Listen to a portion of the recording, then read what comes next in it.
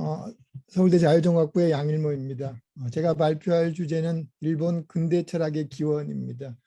조금 전에 김지연 교수 사연자님께서 철학 서적 번역을 중심으로 이렇게 말씀을 하셨습니다만, 제가 이 발표를 해서 준비하다가 보니까 철학 서적 번역만 중심으로 하면은 이게 도서의 역사가 되는 것 같고, 제가 명색이 철학을 공부하고 동양 철학을 공부한 사람이 서적의 이동사만 하는 것은 좀 부족하다는 생각이 들었습니다. 그래서 제가 글을 쓰면서는 철학 용어 번역을 중심으로 이렇게 바꿨습니다.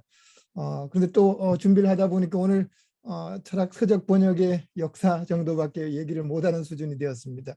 그래서 첫 페이지에는 부제를 빼게 되었습니다. 저는 원래 중국 철학을 공부했고요. 그리고 중국 근대 철학을 공부하고 있습니다.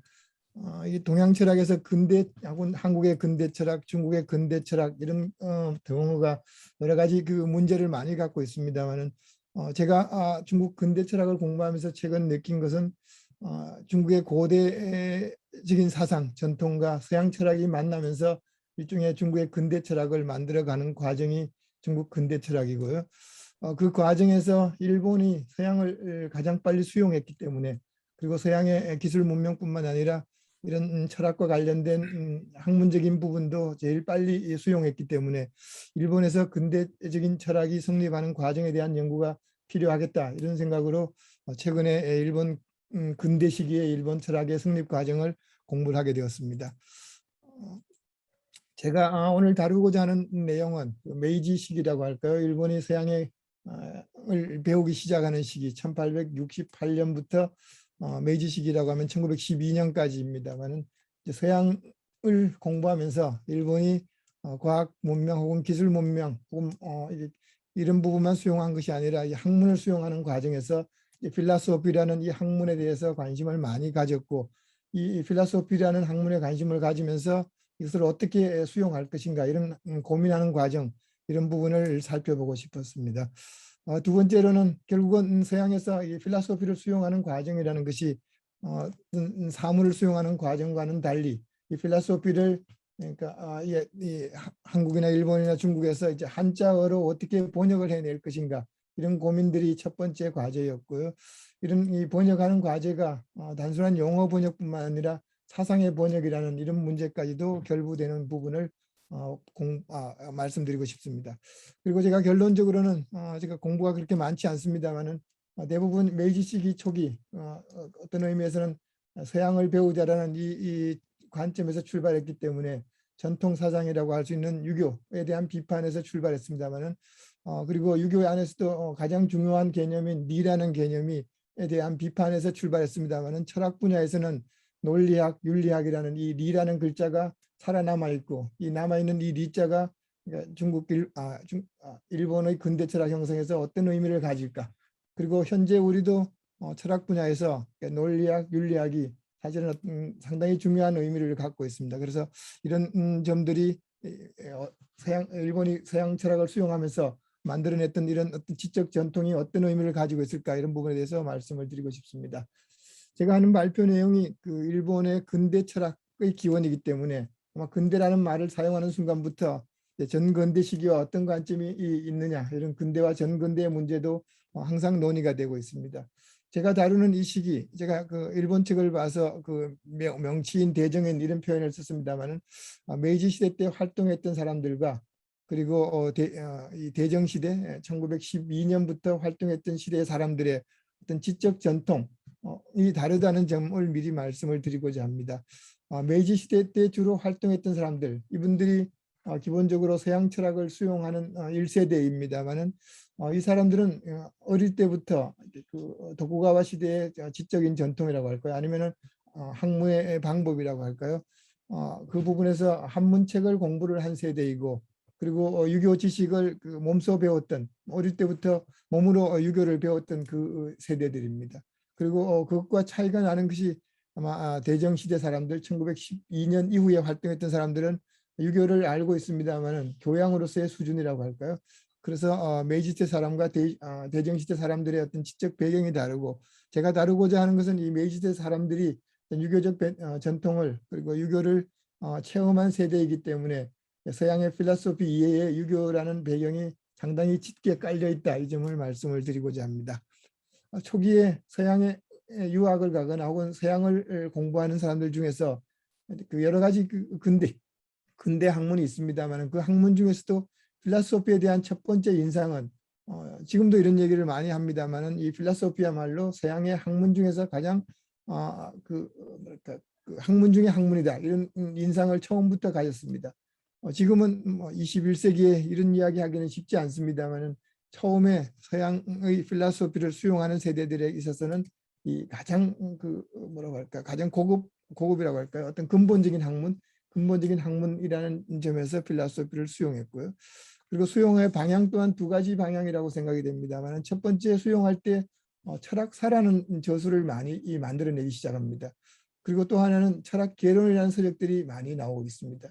아마 지금 철학과 수업에도, 혹은 그 서울대학교 수업에도 1학년은 철학 개론, 이름은 조금 더 철학에 대한 이해로 바꿨습니다만은, 철학 개론이라는 수업이 있고, 그리고 제가 3, 40년 전에 철학과를 다닐 때 서양 고대 철학사, 중국 고대 철학사처럼 이 철학사라는 학문이 첫 번째 배웁니다만은, 이것이 메이지 시대 서양 철학을 이해하는 첫 번째 단계에 나타났던 방식이라고 보여집니다. 150년 전의 일입니다만 지금까지 이게 바뀌지 않았다는 게, 이 지적 전통이 이렇게 오래도록 유지되는 게 참 특이한 현상으로 보여집니다. 제가 이제 처음에 말씀드렸습니다만, 필라소피를 수용하는 과정에서 아마 가장 첫 번째 번역의 문제가 등장을 하고요. 이제 필라소피라는 이 서양의 영어를 어떻게 번역할 것인가 라는 점에서 이제 철학이라는 번역어가 나오는 과정들이 있고요. 그리고 철학, 윤리, 논리, 이 용어들은 중국이나 동양의 고전에서는 지금과는 다른 의미로 사용되었다고 할까요? 전혀 없었던 것은 아닌데, 그렇지만 지금은 우리가 철학이라고 하면 필라소피의 번역으로 이제 정착되어 있고, 윤리는 에식스의 번역으로 정착되어 있고, 논리는 로직의 번역으로 되어 있습니다. 이런 영역이 중국 고대 언어에서 근대적으로 의미가 전환되는 과정이라고 보여집니다. 또 하나의 특징은 서양 철학을 수용하면서, 서양 철학은 철학이라는 이름으로 수용이 되어 있고요.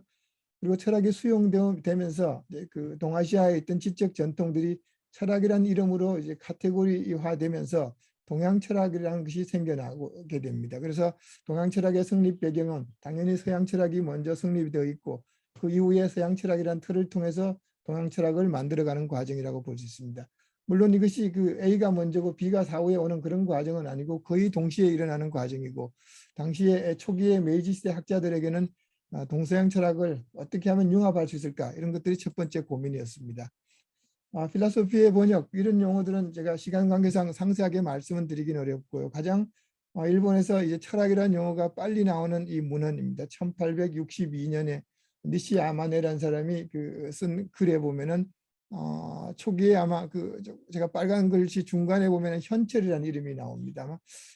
서양의 필라소퍼들을 현철이라고 불렀던 것 같고요. 그리고 조금 더 이제 우리가 필라소피라고 하면은 이제 그 지혜를 사랑하는 사람이다, 이런 부분들이 현덕을 사랑하는 사람이라고 이렇게도 표현이 되어 있고요.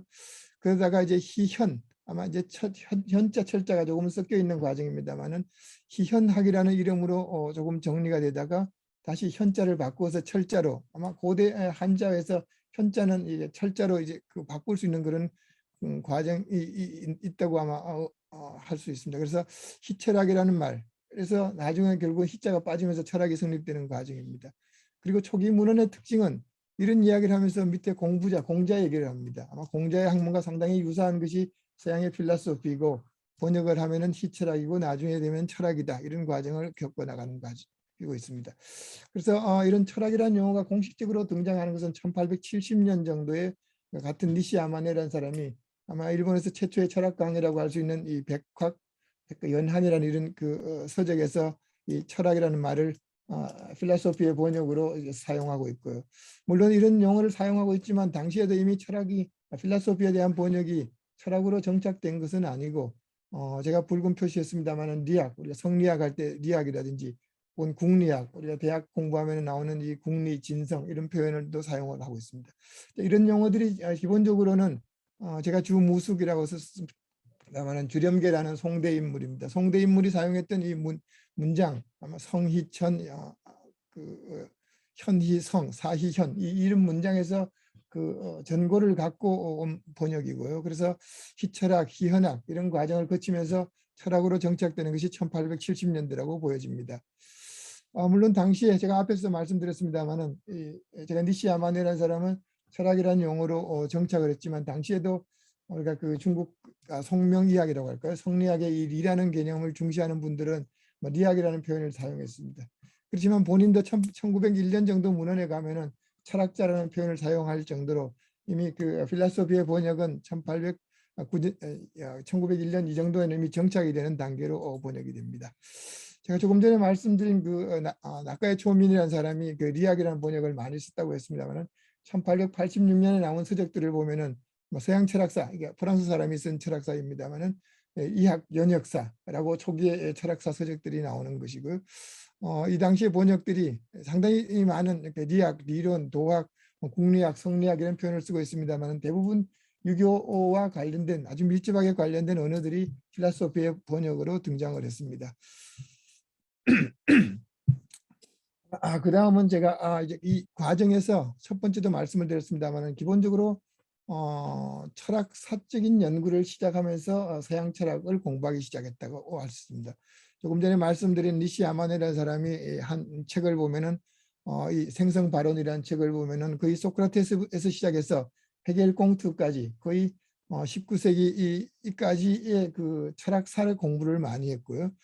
그 당시에 1880년대부터 이런 서양 철학과 관련된 저서들이 상당히 많이 출판이 됩니다만은 첫 번째 서양 서철 소전은 서양 철학사에 등장하는 인물들의 생존 연도 정도의 아주 간단한 이야기들이 실려 있고 그 다음은 철학 자유라는 것은 1881년에 나온 이 철학 자유라는 것은 철학이라는 것은 기본적으로 개념이기 때문에 이 개념들을 어떻게 한자어로 번역할 것인가 이런 내용들이 수록이 되어 있습니다.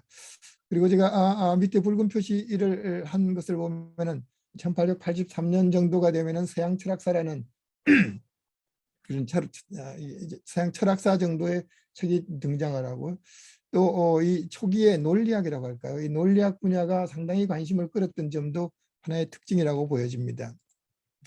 그 이후에 1880년대가 되면은 상당히 많은 철학 서적이 출판이 됩니다. 저는 제가 혼자 가설을 갖고 있습니다만은 이 동아시아의 근대는 과학기술의 근대라기보다는 철학의 근대였다고 항상 주장을 하고 싶은데요.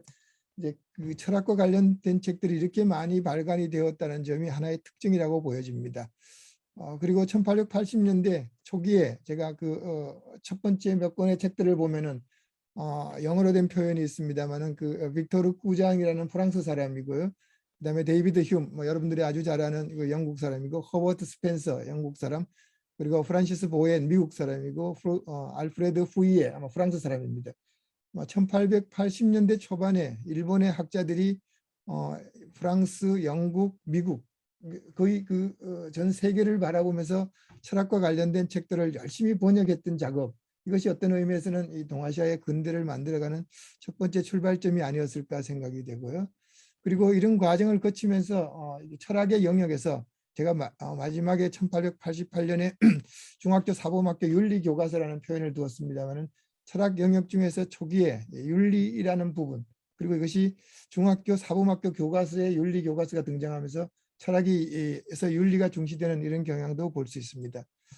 1890년대에 들어오면은 더욱더 일본이 어떤 의미에서는 조금은 체계화되는 과정입니다만은 여기에서 나타나는 그 특징도 첫 번째 윤리학, 그 다음에 논리학, 서양 철학사, 이것이 아마 서양 철학을 이해하는 기본 프레임이 형성되는 시기라고 보여집니다.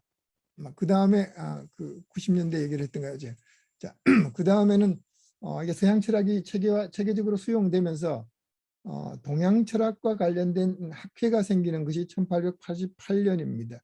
물론 서양 철학회는 1884년에 생겼습니다. 거의 비슷한 시기에 생겼는데요. 그리고 이노우에 엔료라는 사람이 민간학교가 철학관이라는 것이 생겼고 이게 지금 동양대학의 전신입니다만은 이 동양철학회가 또 1897년에 생겨납니다. 그리고 이노우에 엔료가 쓴 이 책을 보면은 철학요량이란 이 책을 보면은 1장부터 11장까지 되어 있는 책입니다만은 1장에는 철학이란 무엇인가라는 인트로덕션이 있고요. 2, 3, 4장이 그러니까 동양 철학 개론 그리고 진호 철학, 진화 철학, 인도 철학, 중국 철학, 인도 철학. 이 철학 이 요령이라는 것이 아마 철학에 대한 에센스란 뜻인데요. 동양 철학 부분이 2, 3, 4장을 차지하고 있고 나머지 5장에서 11장까지는 서양 철학이 차지하고 있습니다. 지금과는 전혀 다른 체제라고 할까요? 철학 일종의 개론입니다만은 철학에 대한 설명을 해가는 방식이 앞부분에 동양 그리고 진화, 중국, 인도가 나오고 그리고 서양 철학이 뒷부분에 나오는 이런 패턴을 갖고 있습니다. 물론 여기에서 5장에서 11장까지 보면은 서양 철학이 다루는 양이 굉장히 많기 때문에 서양 철학에 대한 틀이 중요한 부분을 차지하고 있습니다만은 기본적으로 동서 철학을 같이 다룬다는 그런 모습이 하나의 특징으로 보여집니다.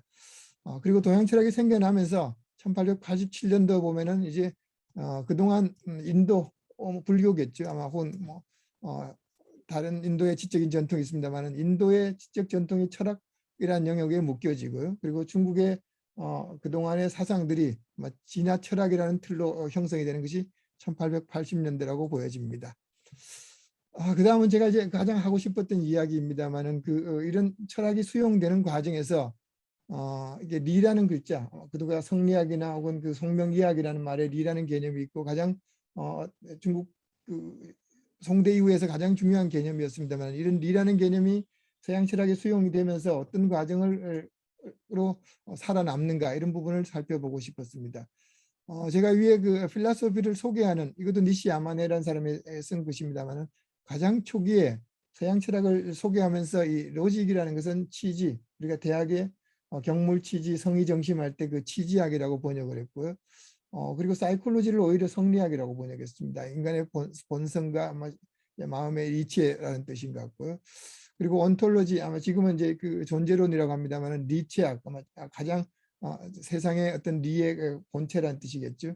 그리고 에식스는 명교학이라고 했습니다. 명교학도 유교에 대한 그 다른 이름이고요. 그리고 폴리티컬 필라소피는 지금은 정치학이라고 합니다만 정리학이라고 번역했고 그 다음에 미학, 에스테틱스는 가치학이라고 번역했습니다. 그리고 이제 필라소피를 소개하면서 여기에 철학사가 더 있다. 이렇게 철학의 모든 영역을 커버하고 있습니다만 제가 주목하고 싶은 것은 여기 있는 모든 용어들이 이제 미학에 대한 가치학은 조금 특이합니다만 다른 용어들은 대부분 유교적 언어로 되어 있다고 보여집니다. 그 다음에 아마 리란 논리학이 어떻게 생겼는가 앞부분을 제가 말씀드리겠습니다만 시간상 제가 좀 빨리 뛰어넘어가면서 설명을 드리겠습니다. 앞에서는 그 로직이 초기 번역이 경물 취지의 취지라고 번역이 되어 있습니다만은 외국 서적을 번역하는 과정에서 로직을 어떻게 번역할까 하는 고민들을 제가 정리해 봤습니다. 1879년에 나온 서적에서는 논설학이라는 번역을 사용했고요. 그 다음 단계에서는 추리학이라는 번역이 되어 있고요. 제가 오른쪽에 그 책 표지를 옮겨두었습니다만은 여기에서는 이제 논리 약설이라고 바뀌는 것이 1882년 정도에 나오는 것입니다. 그리고 이 책이 나오고도 그 논법이라고는 번역도 나올 정도로 굉장히 다양한 번역들이 등장을 했고 지금은 이 여러 가지 번역 중에서 논리라는 그 책이 살아남은 것 같습니다. 그 다음은 이제 윤리라는 부분도 있습니다만은 윤리학도 처음에는 그 제가 앞에서 명교학이라고 했습니다만은 초기에는 명교학이라는 번역을 사용하다가 윤리학이라는 표현으로 바뀌게 된 것이고 그 바뀌게 되는 과정이 결국은 여러 가지 번역어들이 경쟁을 하면서 다투다가 결국은 이제 윤리학이라는 이름으로 정책하게 됩니다. 여기서 나오는 이 용어들이 대부분 유교 경전에서 사용된 용어였다고 할까요? 그래서 이런 윤리학 책이 아마 윤리라는 번역어가 정착되는 과정은 많은 번역어들이 등장을 하고 결국은 이 번역 용어 중에서 유행하는 번역어가 생기는 과정 같습니다.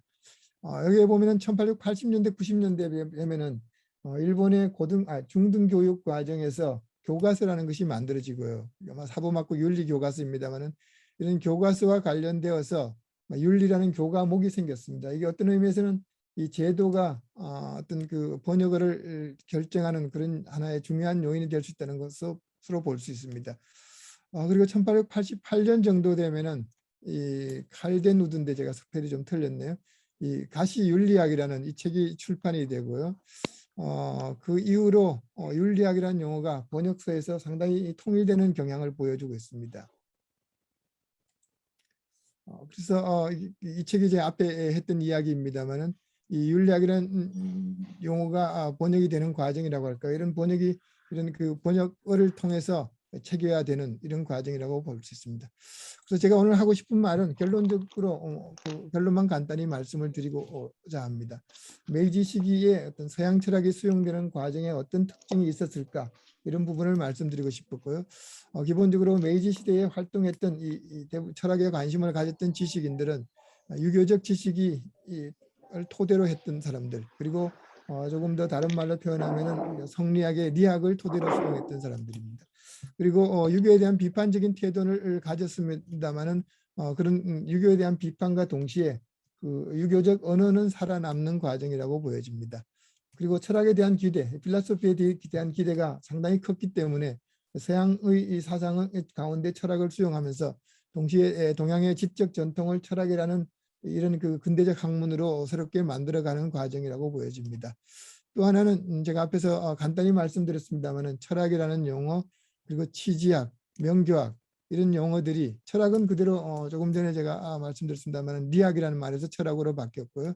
치지학, 명교학은 결국은 논리학, 윤리학으로 바뀌어 있습니다. 그래서 이런 그 리라는 의미가 새로운 학문이 생겨나면서도 살아남아 있는 과정, 그리고 이런 과정들이 어떤 의미를 가질까, 이런 부분에 대해서 간단히 말씀드렸습니다. 이 부분에 대해서 더 공부하면서 제가 이 당시에 많이 사용되었던 용어들 중에 지금도 살아남아 있습니다만은 이게 철학과 관련되어서 물리와 심리라는 용어도 상당히 많이 그 철학하는 사람들이 사용하는 언어가 있습니다. 지금의 물리학과 심리학과는 조금 더 다른 의미입니다만은 이런 유교적인 리 개념이 근대적으로 전환되는 과정, 그리고 서양 철학을 수용하는 과정에서 상당히 연관성을 가지고 있다는 것을 말씀드리고 싶습니다. 이상입니다.